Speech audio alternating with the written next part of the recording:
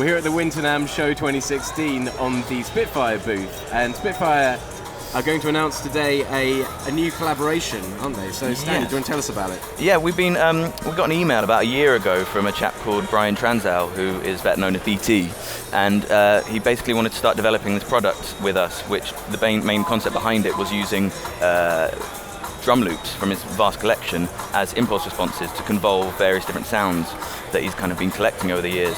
And it ended up morphing into this thing which now has 4 different beats getting convoluted by 3 different impulse responses and having various different controls over the impulse response itself as well as the mix between them all. So it's been an amazing kind of collaboration about a year long now. We just got an alpha version available, which we wanted to show everyone. So it's not actually being released until later this year, but we just kind of wanted to show off what it was doing. Okay, do you want to show us it then? Yes, I do. So this is the Phobos interface. Load up the default state where you can load up 4 different beats and 3 different impulse responses. To load up the beat, you just click on the icon here, and then you browse on our menu of different beats and sounds, and just simply double click on it to load them up on each one. And then you can also load up 3 different impulse responses, again from the same list. So it can be a beat, it can be sound, it can be a synthesis, whatever on the list. If you're browsing for a specific type of thing, you can use the filter menu here.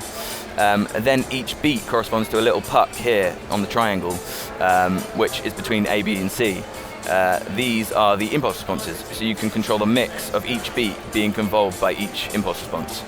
And then you can also control the level of the wet and the dry mix between the two, so you can get these really kind of crazy textures and cool kind of sounds. Another feature we've got as well, which we just put in yesterday, was a legato. So instead of triggering the same beat each time you trigger the note, if you overlap the MIDI notes, it'll flip to that section of that loop. So you can create different pitched versions within the same loop, which is quite cool. So I'll give you a little audio demo. So in terms of playing it, each beat is put into a separate octave on the keyboard. So there's beat 1, beat 2, beat 3, and beat 4. So if I give you a little demo, you can then move 4 from that impulse response around, and we're going to program it so that there'll be automation options within Logic, so you can automate the various different pucks and the movement of the pucks. We're also hoping to put in this kind of momentum engine, so you can literally throw the pucks around the stage, so they'll bounce around, creating kind of cool, unique textures. And there's going to be a whole host of other sounds. I mean, this version, on the alpha version, has 1,000 different sounds.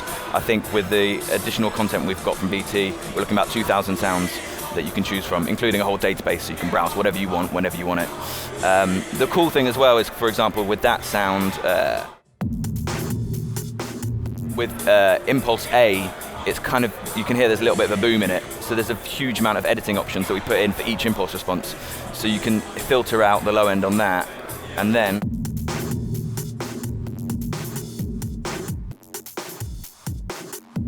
do whatever you want. There's another huge amount of different options on the screen, so the envelope that you can add over the impulse response, as well as gating the impulse and when it comes in and out.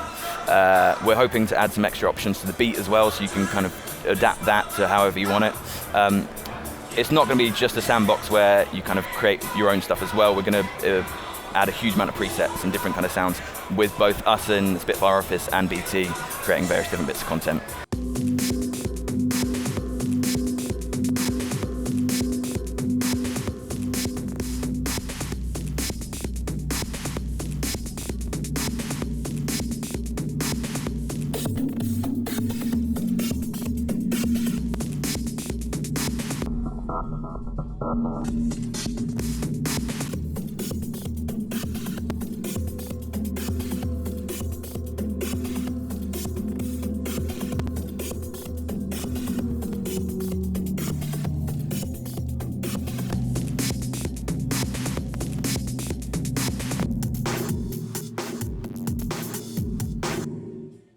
That's Phobos. Okay, so thanks very much for that, Stanley. How much is it going to cost then, and when's it likely to be available? Price is to be confirmed, and we're looking at releasing it later this year, potentially the second quarter this year. Okay, fantastic. Brilliant, thank you very much.